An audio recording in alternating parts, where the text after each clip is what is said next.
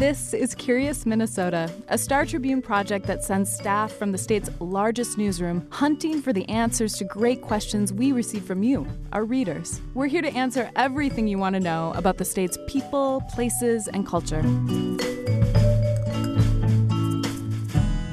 Welcome to Curious Minnesota. I'm your host, Eric Roper. Here at the podcast, we love a good tale about surprising and useful things buried deep underground. So I'm excited to talk today about how Ford Motor Company relied on sand from bluffs along the Mississippi River to make millions of windows for their cars across the country. Reporter John Reinan joins us to discuss how Ford excavated sand mines beneath the former Ford plant in St. Paul. But first, let's hear from reader Ben Schmaus, who asked us this great question. Growing up in St. Paul, I used to spend a lot of time down along the river with my grandma. She used to take me down there for hikes. So we'd go to places like Minnehaha Falls and Hidden Falls, and we'd hike along the river, and there were things that you'd see. And the Ford plant was obviously a big component of that river bluff in that area. And there were times where I would see things along the bluff that didn't quite make sense to me as a child. Like, why are there doors into the cliff on the side of that bluff? As I got older, I started to kind of do a little bit of research. And I started to find hints of information about that maybe at one time Ford had mined the sandstone underneath the plant for making glass. So in an effort to try to get more information around that, I figured I would ask that question: did Ford really use the sand under the Ford plant to make glass? Well, John, thanks so much for joining us today. So this was really interesting. I did not know this history about the Ford plant, and it's so fascinating that what's beneath St. Paul contributed to something so much larger across the country. So let's go back in time. Let's talk about how Ford sort of got started here in the Twin Cities, because it actually wasn't over in St. Paul, right? Yes, if you've ever been to a Twins baseball game, right by the stadium, there's a really nice old building called the Ford Center. It's got the Ford familiar script logo on it. And they actually made Model T Fords there from about 1914. It was an assembly plant. They would bring in parts and they would literally assemble the cars. So it didn't have like the big blast furnace. You see those factory pictures from Detroit where these giant buckets of molten steel are being poured and they're going to be made into parts that go in the cars. But this was literally an assembly plant. Ford had them all over the country because it was efficient. Instead of having to ship finished cars all the way from Detroit, they could ship train cars full of parts to various places, and then they just put the parts together into a car. Okay. So Ford already had a presence in the Twin Cities in Minneapolis. And then when they wanted to build a bigger plant, there was actually a battle between the two cities. Where would it go? St. Paul won. Ford wanted a plant on the Mississippi because it was a source of hydroelectric power. So Ford decides that he wants a bigger presence here, and he finds that he can harness the river and get power from that. But he also finds, and that's the main topic of our discussion today, that there's something that he can harness beneath that plant. So what's that all about? Exactly. Well, just briefly on the power, of course, the Mississippi River was a great place to put that plant because they could ship the products by barge, and they built a hydroelectric plant. And Ford was fascinated with electric power. He got his start as a mechanic and engineer working for Thomas Edison before he got into the car business. And even when he became one of the world's wealthiest men, he had an estate in the Detroit area, and he had his own private power plant that he used to tinker with for fun. So that the power was a big reason for coming here. But also,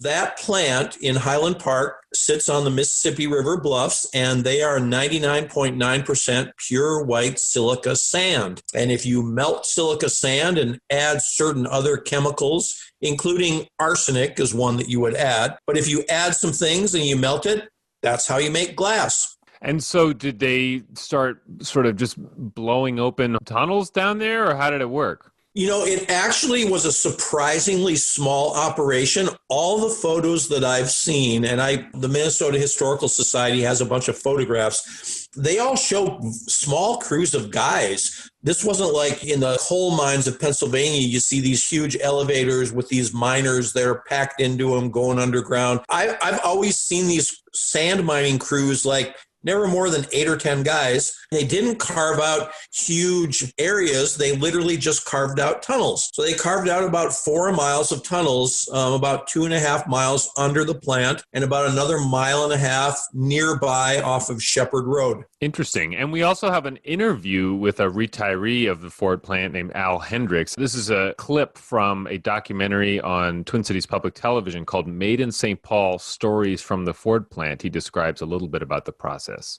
I worked in the sand mine for 2 weeks during a changeover. I went down, it was 110 feet. Down below, the temperature was 52 degrees the year round. And to cut those tunnels, they did it by air. You would go down so far, and then they would take these air pipes and make a big arc like that, and that sand would fall, and then you would shovel into those carts, and they would go up, and there was a conveyor belt, and you dump these in this box, and then the conveyor belt would take it up. It was silica sand, which you need for glass. So, John, as far as the sand mining operation, how long did that last for? It was about 33 years. The plant opened in 1925. It took them a year to get their glass-making operation set up, so they started making glass in 1926. They would bring this sand to the surface and put it into a furnace that was operated at about 2,600 degrees Fahrenheit, and it would melt the sand, and then it would come out like lava, It would come out as this big, gelatinous, bubbling hot mass, and it would be rolled out on rollers that were about 2 blocks long. And meanwhile, as it cooled, they would stretch it like taffy and pull it so that it became big and thinner. And then when they had it to the right thickness that they wanted, they just put templates on it with the shapes of the various windows that they wanted. And then they just use, saws to cut the window shapes out of this long strip of glass that they've created. And we're talking about windshields, all kinds of windows. Yep. Well, it was somewhere between 1/3 and 1/2 of all the windows for all Ford cars, not just the ones made in St. Paul, but made anywhere in the United States. Roughly 1/3 to 1/2 of the window glass came from St. Paul until 1959. And at that point, they had somehow found a cheaper source of glass. And so they shut down glass-making operations in St. Paul in 1959. So from 1926 to 59, 33 years of glass-making. It's funny, as we're talking about this, I'm realizing that my father owns an antique 1955 Ford F-100 pickup, which there's a chance that the glass on that car then came from St. Paul. Certainly is, absolutely. That's really interesting. So the sand mine shuts down in the late 50s, but the plant continued on, right?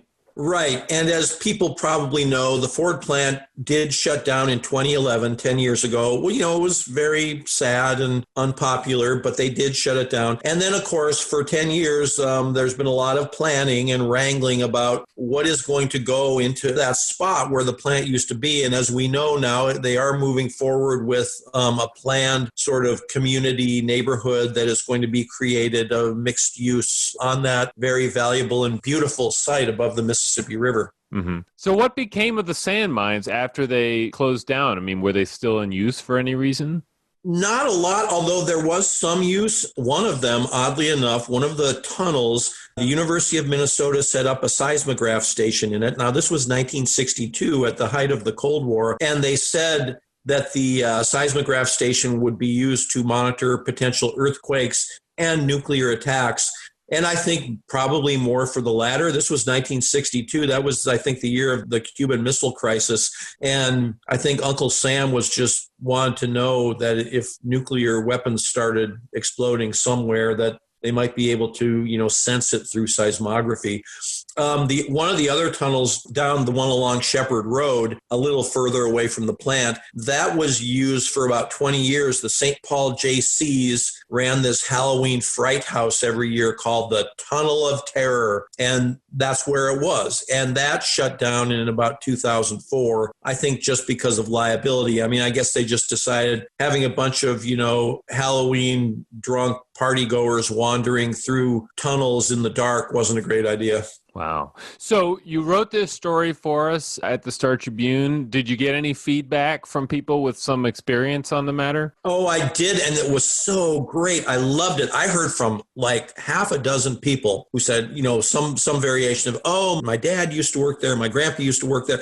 The thing that people always mentioned was people would bring home these big chunks of glass from the plant. It's really fascinating. So they called it slag, S-L-A-G, slag. And if you think about it, if you're like making bread dough or cookie dough, if you just kept using your mixer over and over again without ever cleaning it, eventually it would become caked with baked on dough. Well, that's what would happen at this glass factory. Every once in a while they'd have to shut down and they would knock loose this baked on glass that would be caked on the interior parts of the machinery in the furnaces. So they'd literally have to go in there and bust it loose, and then people at the plant would take home these big chunks of green glass and like use them as home decor or garden decor. So I had these people who emailed me and said, oh, my grandpa always had these big green chunks of glass on his fireplace hearth. Or another lady was telling me how her grandmother had all these green chunks of glass in her garden, and she then passed them on to her daughters, who then passed them on to their daughters. So now the woman who contacted me is like the third generation of a St. Paul resident who, is using grandma's big green glass chunks as garden decor. Wow. So this glass lives on not just in antique cars, but in people's yards and houses. I would love it if I was in St. Paul walking around someday and I could spot a big piece of green glass that somebody's using in their yard. That would be really cool. Well, John, thank you so much for joining us today. This is some really interesting history that I was not aware of, and not that I should be aware of it, but I just hadn't thought about it before. I'm delighted. It's my first time on your podcast, and I couldn't be happier to be your guest. Well, thanks so much, John. I appreciate it.